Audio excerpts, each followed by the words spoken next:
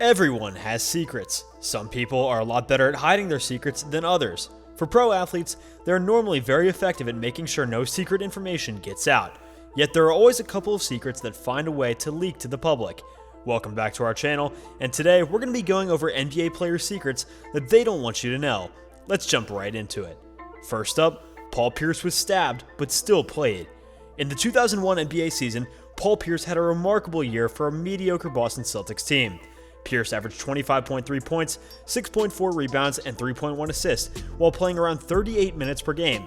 However, what makes this season even more incredible is that Paul Pierce was stabbed 11 times, yet played in every regular season game.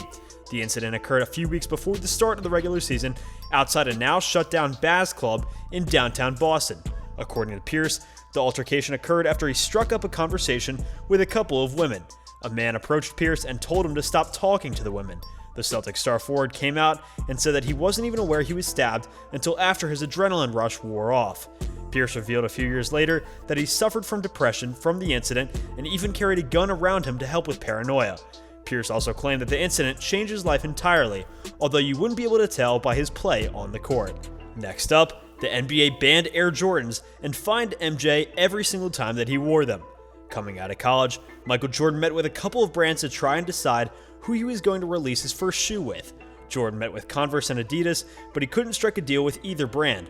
Jordan then met with Nike and rejected the deal at first, but later came around and struck a deal, leading to one of the biggest shoe brands of all time. At first, the NBA was not a fan of Jordan's shoe brand and initially banned the Jordan 1s, the superstar's first shoe that he released.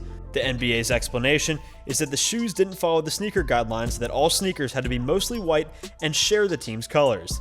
The league then decided that they would fine Jordan $5,000 for every game that he wore the shoes. Nowadays, MJ wouldn't have to concern himself with such a fine, but since Jordan was coming straight out of college, he was still trying to prove himself and didn't have the funds to pay the fine every game. Luckily for Jordan, Nike helped to pay the fines early on in his career to help him not get into severe debt. After this debacle was settled and the NBA unbanned the shoes, Air Jordans became linked with Jordan's legacy, which led to multiple iterations of the shoe being produced over several decades. Next up, Derrick Rose cheated his way into college. Everyone knows Derrick Rose as the first-round pick out of the University of Memphis, who had a ton of talent but could not stay healthy throughout his career. What a lot of people don't know, however, is that Derrick Rose cheated his way to get into college and eventually the NBA. Back when Rose was applying for colleges, the standard to get into most colleges required you to score a minimum of a 400 on the SAT for the math and reading sections and only a 37 on the ACT. Rose was so terrified that he wouldn't meet the requirements that he had someone else take the SAT for him so that he would be able to play for Memphis. Rose, of course, denied the allegations, but that didn't stop the NCAA from putting the hammer down on Memphis basketball. The Tigers were forced to vacate a total of 38 wins in the regular season and their appearance in the 2008 NCAA tournament as punishment for the eligibility allegation. Reports later came out that Rose actually failed the ACT 3 times and the SAT once before reportedly having someone else do the work for him. Luckily for Rose, the news came out after he was already drafted into the NBA, so he escaped the situation with minimal damage to his name and legacy. Rose has tried to sweep the situation under the rug several times, yet the internet and NBA fans across the nation never forget. Next up, Jalen Rose intentionally injured Kobe Bryant.